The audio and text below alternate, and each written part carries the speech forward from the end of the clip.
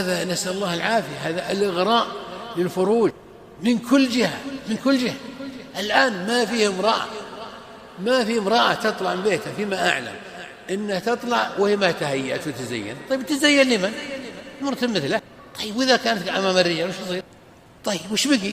إذا كان الدين ضعيف، العاطفة قوية، الشهوة جامحة، الشبهات كثيرة، التبريرات تغلب على عقول الناس الضعيفين، الأمر شديد خطير، والمسؤولية كبيرة، مسؤولية أكبر مسؤول في البلد وأصغر مسؤول، كل واحد مسؤول على حسب مسؤوليته، كما قال النبي صلى الله عليه وسلم: الرجل راع في بيته ومسؤول عن رعيته، المرأة راعية في بيت زوجها ومسؤول عن رعيتها، الخادم راع في مال سيده ومسؤول عن رعيته، الإمام راع ومسؤول عن رعيته. دي أمور تحتاج نظر، تحتاج تقييم، والحكمة تقتضي أن أي إجراء يتخذ كل فترة 3 أشهر 5 أشهر إعادة تقييمه، إن صلح يستمر عليه، إن احتاج تقويم يقيم، إن احتاج إلغاء يلغى، يقيم، يفتح الباب ويترك على مصراعيه، ما يجوز.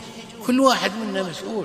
فوربك لنسألنهم أجمعين عما كانوا يعملون، فلنسألن الذين أرسل إليهم ولنسألن المرسلين، فلنقصن عليهم بعلم وما كنا غائبين، إن ربك لبالمرصاد. أكثر ما سقطت الدول، أكثر ما سقطت عبر التاريخ بطفرة الدنيا وبتسلط النساء وبغلبة الأولاد السفهاء على الوالد وببطانة السوء التي تأتي وتتزين وتنافق وتدخل أمورا ما تخطر على بال. كل الدول تنشأ على خشونة وعلى أصالة واسلوب أو على دين حق، ثم مع الزمن يغلب الترف حتى يتسلط السفهاء، ثم تذهب الدول تتلاشى.